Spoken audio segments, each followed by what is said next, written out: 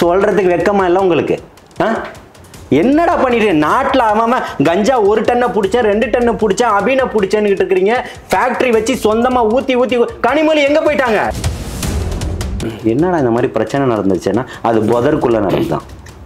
புதருக்குள்ளே இவன் ஏன் போனான்? தப்பு பண்ணுறவங்க போனாங்க, இவன் ஏன் போனான்? இவன் எப்படி வந்தான்? அதாவது குடிகாரர்களா சில பேர் இருக்கிறாங்க. கொரோனா நேரத்துல எல்லாம் செத்துட்டானா குடிக்காம? அப்போ அவருக்கு ஆம்ஸ்டாங் சப ஊர்வலம் நடக்கக்கூடாது, ஆனால் நீ நடத்துவ இல்லை? நாளைக்கு கருணாநிதிக்கு நினைவு நாள் வந்தால் நீ நடத்துவ. இது வந்து அரசியல் வட்டாரத்தில் எப்படி சொல்றாங்கன்னா, திருமாவளவன் அவர்கள் வந்து டிவிக்கில் இணையறதுக்காக ஒரு பாலமா ஆதவர்ஜுன் உள்ள வந்திருக்காருன்னு சொல்லியிருக்காங்களே. ஏங்க அது ஏன் எல்லாருக்குமே தெரிஞ்சது தாங்க. திருமாவளவன் அவர்கள் ஒரு அழுத்தத்தின் காரணமாக தான் அந்த பக்கம் நின்றுட்டு இருக்கிறாரு. அது தனித்து நின்று ஜெயிக்க முடியுமா, இல்லாட்டி கூட்டணி கட்சிகள் வேணும்னு நினைக்கிறீங்களா? நாங்கள் தான் ஆரம்பத்திலேயே அறிவிப்பு கொடுத்துட்டோமே, இருக்கக்கூடியவர்கள் வாங்க, ஆட்சியிலும் அதிகாரத்திலும் பங்கு அப்படின்னு சொல்லிட்டு விருப்பம் உள்ளவர்கள் வருவாங்க. யாரையும் நம்பி கட்சி ஆரம்பிக்கலை. தன்னுடைய சுய பரிசோதனையில் நம்மளால் முடியுன்ற ஒரு நம்பிக்கையில் தான் கட்சி ஆரம்பிச்சிருக்கிறாரு. கரிஸ்மேட்டிக்ன்றது ஒரு சிலருக்கு தான் இருக்கும். எம்ஜிஆர் கிட்ட இருந்தது, இந்த அம்மா இறந்தாங்களே ஜெயலலிதா அவர்கள்ட்ட இருந்தது. அதே இன்னைக்கு ஈக்குவலான ஒரு கரிஸ்மேட்டிக் அவர்கிட்ட இருக்குது. இல்லைன்னு சொல்லுங்கள். அதெல்லாம் இருக்கா? உதயநிதிட்ட இருக்கா? ஸ்டாலின்கிட்ட இருக்கா? இல்லையே. நீங்கள் எழுதாத பேனாக்கு 60 கோடி செலவு பண்ணணும். நீங்கள் பிள்ளைங்களுக்கு லேப்டாப்பு கொடுக்கறதுக்கு உங்களுக்கு காசு இல்லை, ஒழுங்கான சோறு போட முடியல, எல்லாம் இப்போ இருக்கக்கூடிய பெண் பிள்ளைகளை பாதுகாக்க முடியல. ஒரு ரவுடி ராத்திரி 7 மணிக்கு 8 மணிக்கும் ஒரு கேம்பஸ்குள்ளே சுற்றிக்கிட்டு இருக்கான், யூனிவர்சிட்டி கேம்பஸ்குள்ளே சுற்றிக்கிட்டு இருக்கான். இதில் பெருமை வேறு உங்களுக்கு 150 கேமரா இருக்குது, 150 காவலாளிகள் இருக்காங்க. என்னடா இந்த மாதிரி பிரச்சனை நடந்துச்சுன்னா அது புதருக்குள்ளே நடந்துதான். புதருக்குள்ளே இவன் ஏன் போனான்? தப்பு பண்ணுறவங்க போனாங்க, இவன் ஏன் போனான்? இவன் எப்படி வந்தான்? அந்த பிள்ளைங்க படிக்கிற பிள்ளை இருக்குது, இவன் எப்படி வந்தான்? இருக்கிற மொத்த பேருக்கும் கைக்கூலியாக செயல்பட்டுக்கிட்டு இருக்கு இந்த திமுக அரசாங்கம். அப்போ வேற என்ன பொருள் சொல்லுவார்? அதனால தான் நீங்களும் பாசிசவாதிகள்னு சொல்லியிருக்கிறாங்க. இதில் என்ன தவறுகள் இருக்கு? இப்போவே வந்து ஏடிஎம்கே வந்து டிவிகே கூட கூட்டணி வைக்கலான்ற ஒரு இதில் இருக்காங்க. ஆனால் என்ன சிஎம் போஸ்ட் வந்து ஏடிஎம்கே தான் கொடுக்கணும் அப்படின்ற கருத்தும் அரசியல் வட்டாரத்தில் போய்கிட்டு இருக்கு இல்லையா? ஆளால் சொல்லலாம். நான் கூட ஒரு கட்சி ஆரம்பித்து சொல்லலாம், எனக்கு தான் சிஎம் போஸ்டிங் தரணும். உங்ககிட்ட இருந்த கட்சியை 4 5 உடஞ்சி போய் கிடக்குது. உங்களை நாங்கள் கூப்பிடவே இல்லையே.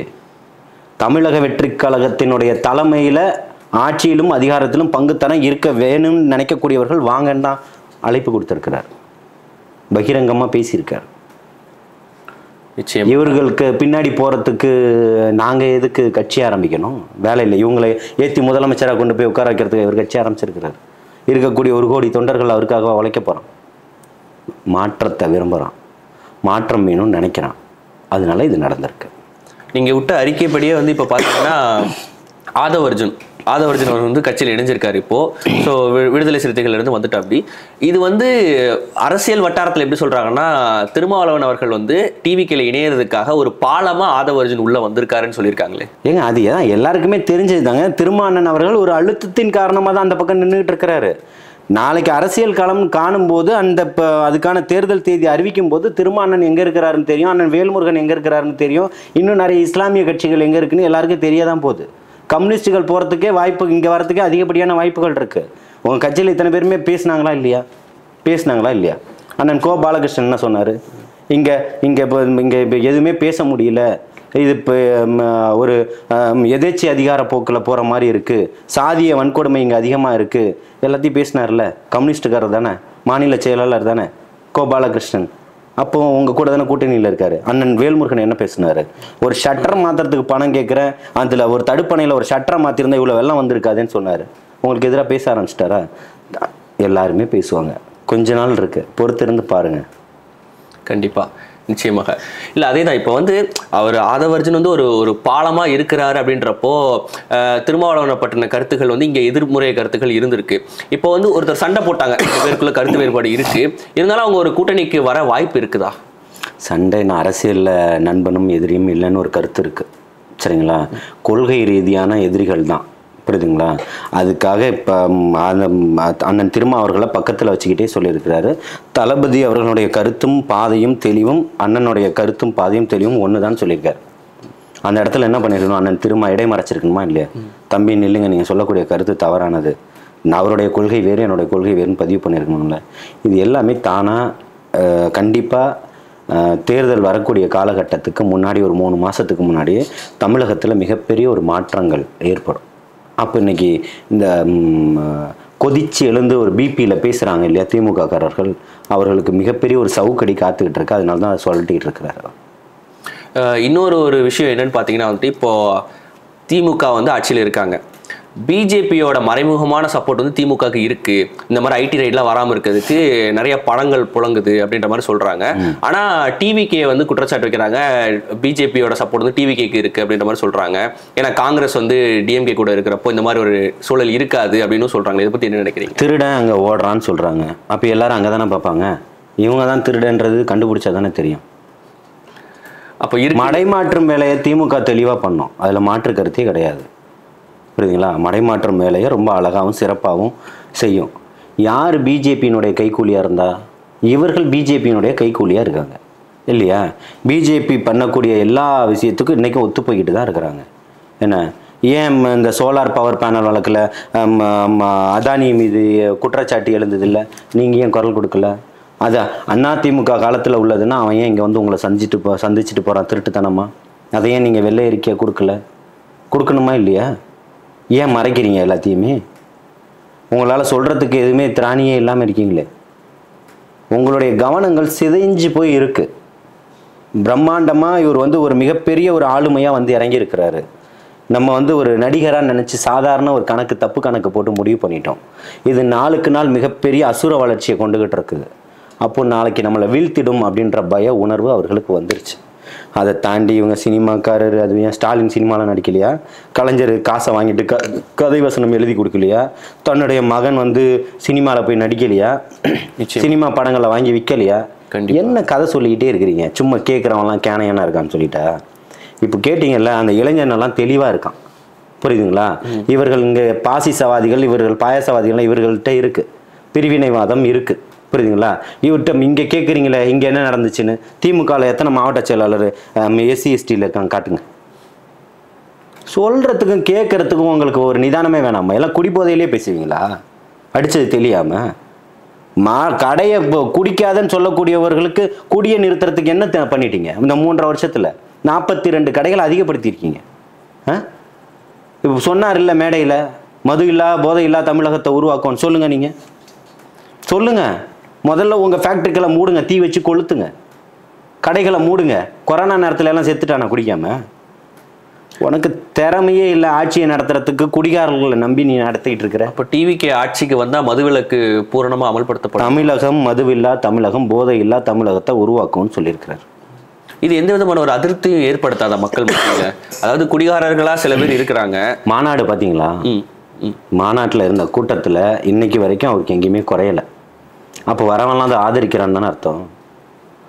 ஒரு வீட்டில் நீங்கள் சொன்னீங்க, அப்பா ஒரு கட்சியில் இருந்தால் அப்பா என்றைக்குமே குடிகாரராக இருக்கட்டும்னு மகன் நினைப்பானா? மாறணும்னு நினைக்கிறான், அதனால தான் இங்கே வரான். அவன் வந்தால் மாற்றுவான். சொன்னால் அப்பா கேட்கல, கடையை மூடிட்டா குடிக்க மாட்டார்ல, அப்போ போடுவான் மாற்றி. நிச்சயமா. இப்போ ஆளுநர் வந்து உங்களுக்கு தெரியும், ஆளுநருக்கும் விஜய்க்கும் நடுவிலான தொடர்பு எப்படி இருக்குது, எந்த விதமான கருத்து பகிர்ந்துகிட்டு இருக்காங்க. தேநீர் விருந்தை வந்து மறுத்ததாகவும் கருத்து வந்திருந்தது இல்லையா? ஸோ இப்போ ஆளுநரை பற்றி டிவிகே சார்பில் இருந்து என்ன விதமான கருத்துக்கள் இருக்குது? ஆளுநரை பற்றி கருத்து வச்சுக்கிறது அளவுக்கு அவர் ஒன்றும் பெரிய ஒரு இது கிடையாது. மத்திய அரசாங்கத்தினுடைய, ஒன்றிய அரசாங்கத்தினுடைய ஒரு பிரதிநிதி, அவ்வளோதான். அவருக்கு இன்னைக்கு இருக்காரு. அது ஆளுநர் மேலே அதிருப்தின்றதை விட தமிழ்நாட்டுக்கு ஆளுநர் தேவையில்லைன்ற ஒரு கொள்கையை கொண்டு வந்திருக்கிறார். அப்போது இன்னைக்கு இருக்கிறவர்கிட்ட இந்த அண்ணா பல்கலைக்கழக விஷயத்தை அவர் கொண்டு போய் அவர் தான் வேந்தராக இருக்கிறாரு, அதனால அதை முன்வைக்கிறார். அதுக்காக அவர் கொடுக்கக்கூடியது, இவர் பார்த்தீங்களா ஒன்றரையும் வேணான்னு சொன்னார், அங்கே போய் விட்டுட்டு அங்கே போய் நின்னார். ஏன் உங்கள் மகனுக்கு துணை முதல்வர் பதவி வாங்கும் போதும் செந்தில் பாலாஜி மீது உள்ளே போயிட்டு வெளியில் வந்தப்போ போயிட்டு வாங்கிட்டு வந்தீங்கல்ல பதவி, ஆளுநரை சந்தித்து, அன்றைக்கி ஆளுநர் தேவைன்னு முடிவு பண்ணிங்களா? பொன்முடியினுடைய பதவியை ராஜினாமா பண்ணிவிட்டு அந்த வழக்குகளை சந்திச்சுட்டு திருப்பியும் போய் பொன்முடிக்கு பதவி பிரமாணம் செஞ்சு வைங்கன்னு கெஞ்சினீங்களே, ஞாபகமா இல்லையா? அப்போ அன்றைக்கெல்லாம் உங்களுக்கு ஆளுநர் தேவையா? வெக்கம் இல்லாமல் பேசிக்கிட்டு இருக்கீங்க. தமிழ்நாட்டு மக்கள் பார்த்துட்டு இருக்கான்னு நினைக்கிறீங்களா? கவனமாக இருங்க. நீங்கள் மாற மாட்டீங்கன்னு தெரிஞ்சிருச்சு, அவன் மாற்றணும்னு முடிவு பண்ணிட்டான். இதில் என்ன இருக்குது?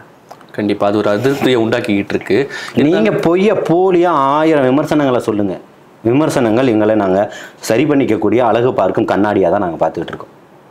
உங்களால ஜீர்ணிக்க முடியல, கோடி கோடியா கொள்ளை அடிச்சு வச்சிருக்கீங்க. நீங்க கொள்ளை அடிக்கிறேன்னு சொல்றவனா லாரியை விட்டு கொன்றீங்க. கனிம வளத்துல என்ன ஜாஃபர் அலின்னு ஒருத்தர் சாவடிக்கலையா? என்ன பண்ணிட்டு இருக்கீங்க? காவல் நிலையத்துக்கு கம்ப்ளைண்ட் கொடுக்க வரான், கம்ப்ளைண்ட் அவன் சரியா ஹேண்டில் பண்ணல, கடைசியில் என்ன ஆச்சு? தன்னையே எரிச்சுக்கிட்டு செத்து போயிட்டான். வாய் மூடிக்கிட்டு இருக்கீங்க. நேற்று ஒரு பெண் ADIG ஒரு பேட்டி கொடுத்துருக்காங்க பார்த்தீங்களா?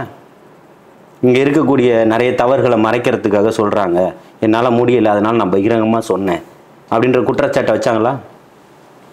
காவல்துறையில் இருக்கக்கூடிய ஒரு பெண் அதிகாரி இருந்ததெல்லாம் மறைச்சிட்டு அதை இப்போ வந்து 1 வருஷம் கழித்து சொல்கிறாங்கன்னா அவர்களுக்கு எப்பேற்பட்ட ஒரு அழுத்தங்களும் பயமும் ஏற்பட்டிருக்கும்.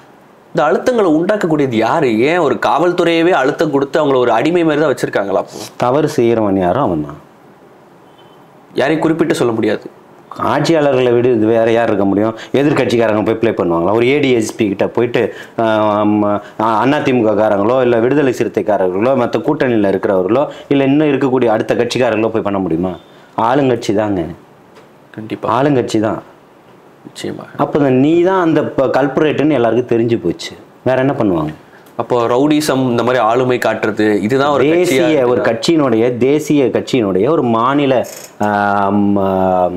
தலைவரை கண்டந்துண்டமாக வெட்டி கொள்றாங்க சகோதரர் ஆம்ஸ்டாங் அவர்களை. அப்போ சட்டம் ஒழுங்கு எங்கே பாதுகாப்பாக இருக்குது? அந்த வெடிகுண்டு அத்தனையும் ஆய்வுக்கு கொண்டு நீதிமன்றத்துக்கு எடுத்துகிட்டு போனீங்களே, எப்படி நீதிமன்றத்துக்குள்ள வெடிகுண்டுகள் எல்லாம் போச்சு? அப்போ அவருக்கு ஆம்ஸ்டாங் சவ ஊர்வலம் நடக்கக்கூடாது, ஆனால் நீ நடத்துவ இல்லை? நாளைக்கு கருணாநிதிக்கு நினைவு நாள் வந்தால் நீ நடத்துவ, உங்கள் அப்பாவுக்கு பிறந்த நாள் வந்தால் நடத்துவ. ஒரு தேசிய கட்சியினுடைய மாநில தலைவனுடைய நிலைமை, ஒரு இளம் தலைவர், பல தாழ்த்தப்பட்ட மக்களுக்காக குரல் கொடுத்தவர், அவருடைய நிலைமை என்ன ஆச்சு? சின்ன பச்சிலம் குழந்தைய வச்சுக்கிட்டு இருக்காங்க இன்றைக்கி அவருடைய மனைவி.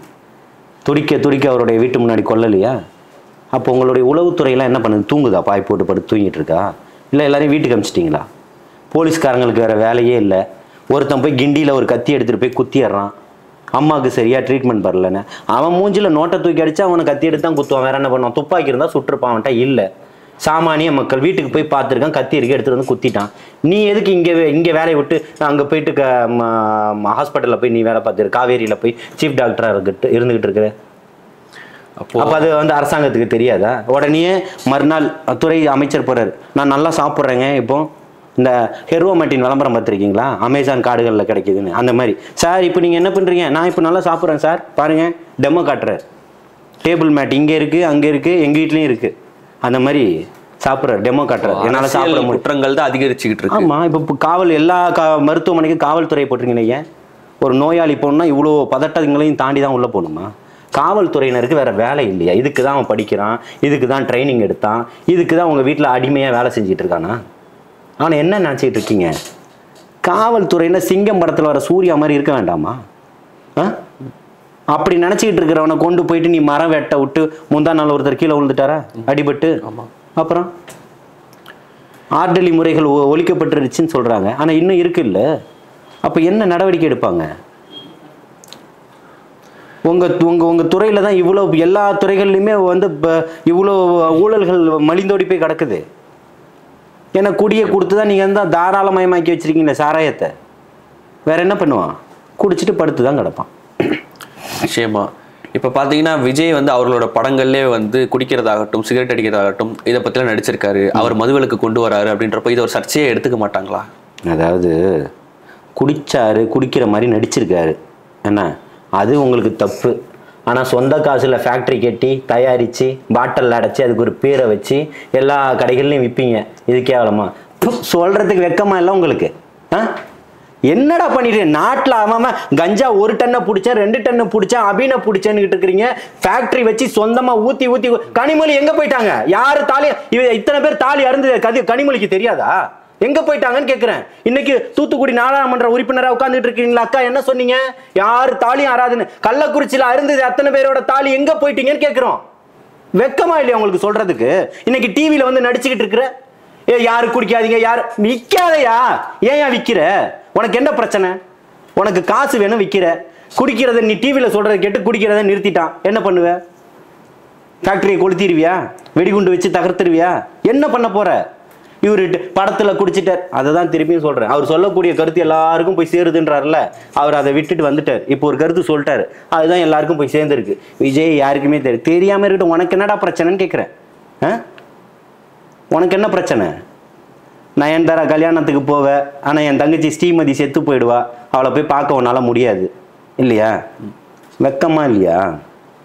நீங்களாம் ஒரு அரசியல்வாதிகளா? உங்களுக்கு ஒரு தகுதி இருக்கா துணை முதல்வராக இருக்கிறதுக்கு? இருக்குன்னு நினைச்சீங்கன்னா இவர் முதல்வர் ஆகிறதுக்கு எல்லா தகுதியும் இருக்கு. ஸோ உங்களோட கட்சி மேலும் மேலும் வளர எங்களோட புதிய சிந்தனை சார்பாக வாழ்த்துக்களையும் தெரிவித்துக் கொண்டு உங்களது விடைபெறுகிறேன். நன்றி.